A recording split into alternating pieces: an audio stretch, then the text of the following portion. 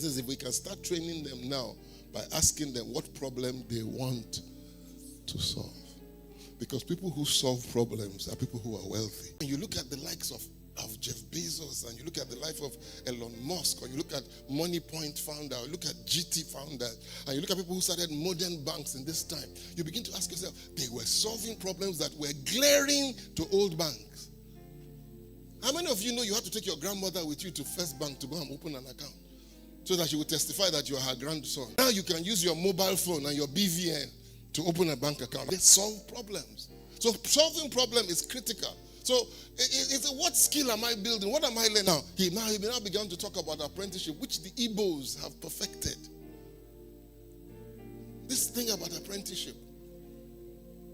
And we are resisting it. We're resisting it because it only has long-term benefits, and it requires for you to finish the course. How many of you go to a university and tell the university, he's in Ife, go to the vice chancellor of the University of Ife and tell him, okay, I want to do engineering in your school, but I'm going to do it in 2 years. Who says that? You go to the vice chancellor and say, I'm going to do my engineering in 2 years. Okay, 2 years and 6 months. And after 2 years and 6 months, I will graduate. You know what I mean? No, you can't go to somebody and say, I want to be your apprentice for 6 months. It's the person that determines what he thinks you need to be an apprentice. And we don't like that because we want that money thing. Apprenticeship gives formation. Wisdom is the prince. I like what he said about wisdom. He says, buy the truth, sell it. He says you should buy wisdom. How do you buy wisdom? The Bible says out of his mouth comes wisdom. Out of his mouth. Also wisdom, instruction, and understanding. Wisdom may cost you time, humility, service, and what? Apprenticeship. Two young ladies came to see me the other day. They wanted to do an exhibition, a market fair somewhere in Ibadan. Somebody said they should come and see me for whatever reason. So they came, and I thought they wanted to use this place. So I was explaining to them that the Great Hall was locked down. The only place available was. They said, no, they've already gotten a venue. So I said, okay, great. Where's the venue? One funny backyard of a particular church.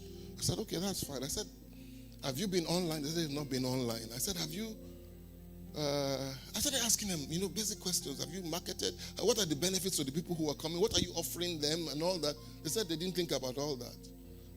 I already knew that they were in trouble. So I backed away a little bit so that I don't discourage them. Okay, what can I do for you? I already knew they were going to fail because the most basic skills, you know what I mean? Of putting, actually, let me tell you a true story. Mrs. Okutiang and I, one of the first programs we ever did in this place was a bridal fair.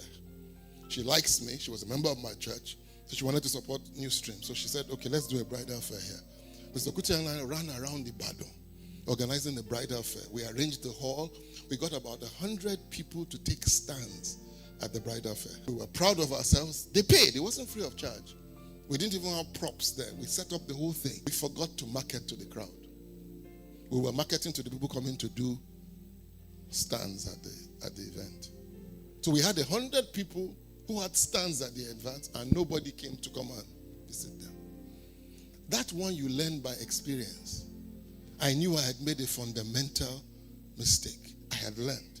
So I realized that if I had spent my energy marketing to the city of Ibadan that there was a bridal fair here, and I had gotten maybe 1,000 people to register to attend, I would have had no problem in getting people to come and exhibit.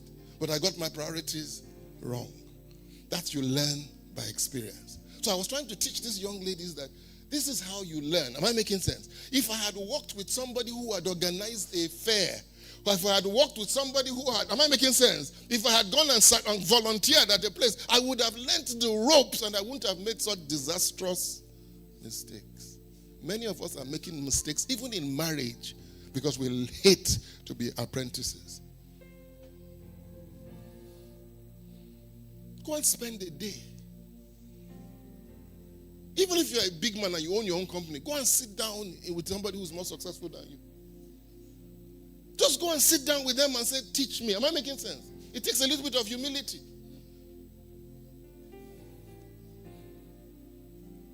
Let's finish this.